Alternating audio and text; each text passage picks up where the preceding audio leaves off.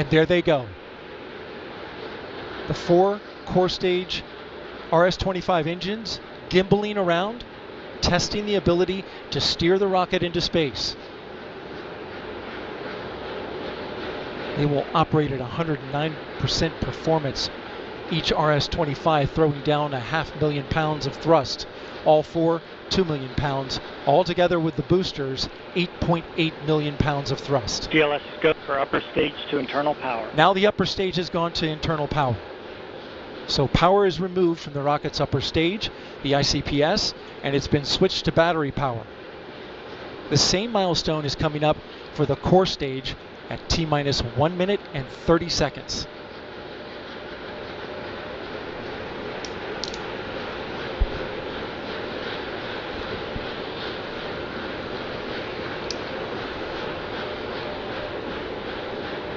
GLS go for core stage to internal power. The rocket's core stage, which houses the 3 flight computers, is now on battery power. So there is no more hold time available because there's no more margin on the batteries. So if we have a hold, we'd have to recycle back to T-minus 10 minutes and recharge those batteries. The count continues. A note now, shortly after liftoff.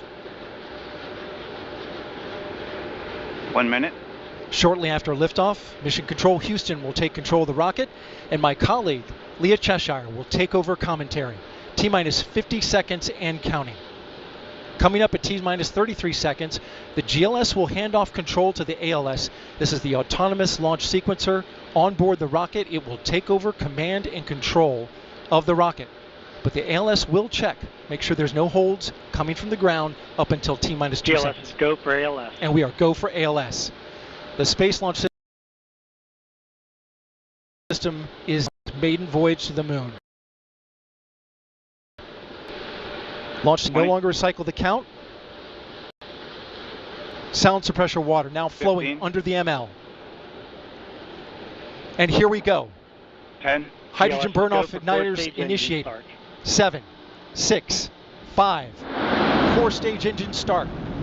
3, 2, 1. Boosters in ignition. And liftoff of Artemis I.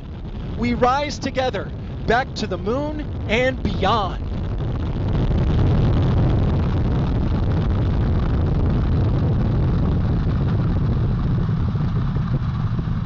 Engines on the core stage and 2 solid rocket boosters now propelling the vehicle at 128 miles per hour.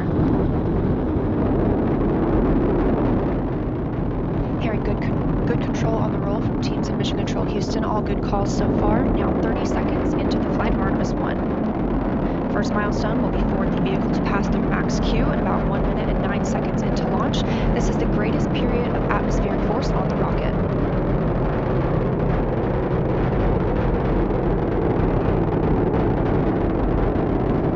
Now traveling 607 miles per hour.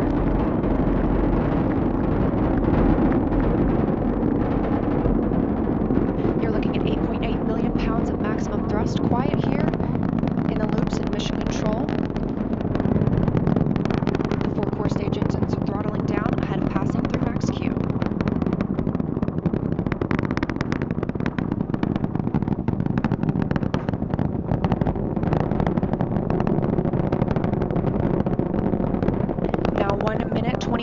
Into the flight, traveling at 1,420 miles per hour. The 4 core stage engines are back at maximum thrust. The next major milestone will be for the solid rocket boosters to cut off and jettison at about 2 minutes and 11 seconds into the flight, so about 30 seconds from now. Again, quiet here in Mission Control Houston as teams continue monitoring the flight of Artemis I. We're now 16 miles downrange from the launch pad at Kennedy Space Center, traveling over 2,800 miles per hour.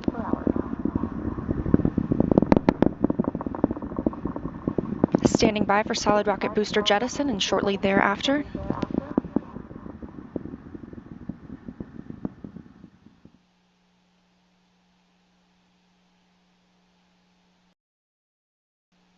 Information that the solid rocket booster operated these 177-foot boosters power the flight of Orion, all four RS-25 engines firing, traveling over 3,400 miles per hour, 46 miles downrange. 2 minutes 6 seconds into the flight. Hearing nominal calls here in Mission Control Houston. We've still got 4 good engines on the core stage. Next up, we'll be looking for the service module fairing to separate. This is 3 15 by 15 foot fairing panels, providing structural support, protecting the service module. Those will separate at about 3 minutes and 11 seconds into flight, and very shortly thereafter will be followed by the launch abort system separation. Just over 3 minutes into the flight of Artemis I, now traveling over 4,060 miles per hour, 83 miles downrange. We just had confirmation that the service module fairing has separated.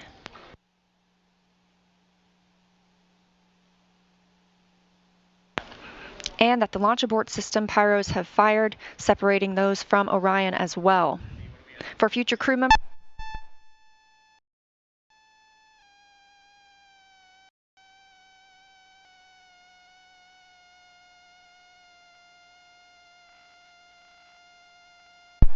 we just heard the call for 3 engine press, meaning if SLS were to lose an engine at this point in the mission, we could still achieve a nominal mission. We would just have an extended main engine cutoff time. However, we still have 4 good engines, all at maximum thrust right now, powering the first flight of Artemis at 5,200 miles per hour, 148 miles downrange.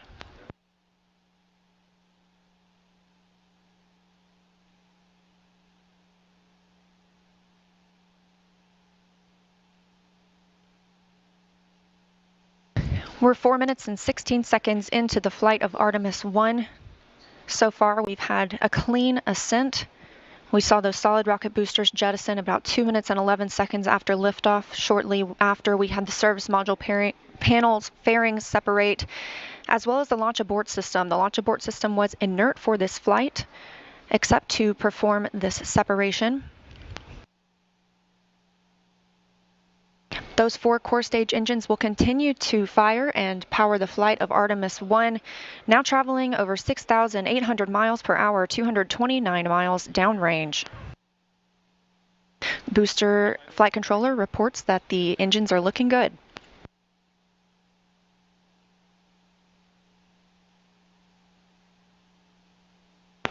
Our core stage main engine cutoff time is about 8 minutes and 3 seconds. We are now 5 minutes and 11 seconds into the flight, 7,656 miles per hour.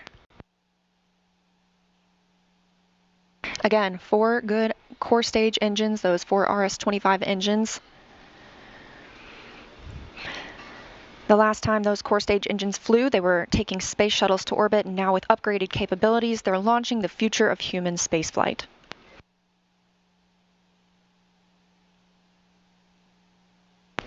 Five minutes and 42 seconds into the mission, we are now traveling 8,800 miles per hour, 345 miles downrange from the launch pad at Kennedy Space Center.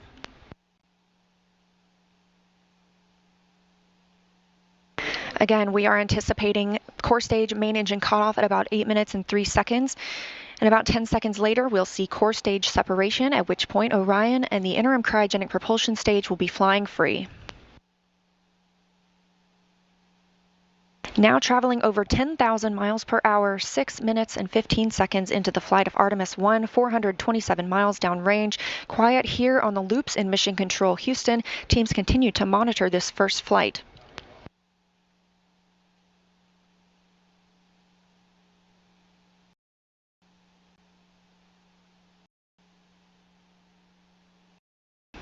About now until that core stage main engine cutoff time. Our 4 core stage engines continue to fire at maximum thrust.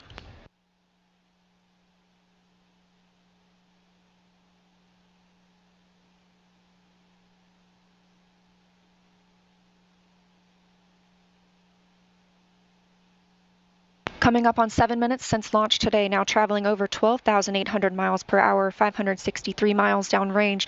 Again, still quiet here in Mission Control Houston.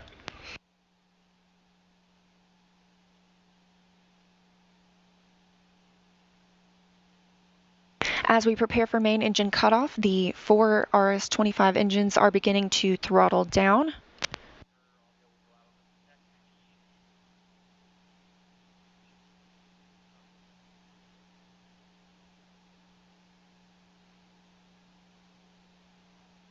30 seconds now until core stage main engine cutoff. All 4 engines continue to throttle down.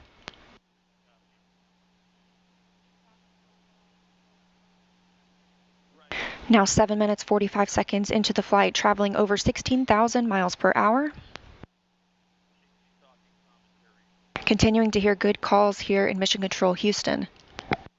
We're standing by for core stage main engine cutoff.